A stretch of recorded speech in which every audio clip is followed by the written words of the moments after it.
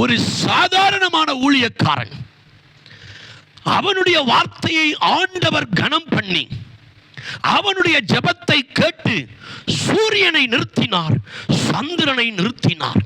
இதை போன்ற ஒரு சம்பவத்தை ஆண்டவர் ஆதாமுக்கு செய்யவில்லை. இதை போன்ற ஒரு சம்பவத்தை ஆண்டவர் நோவாவுக்கு செய்யவில்லை.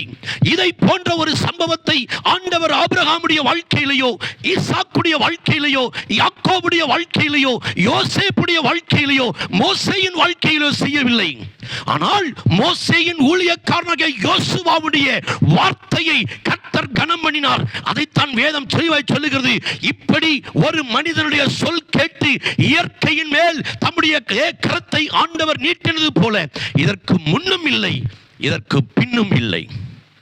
எவ்வளவு ஒரு மகிமையான தேவன் நம்முடைய தேவன்! வானத்தையும் பூமியும் தம்முடைய வாயின் வார்த்தையினாலே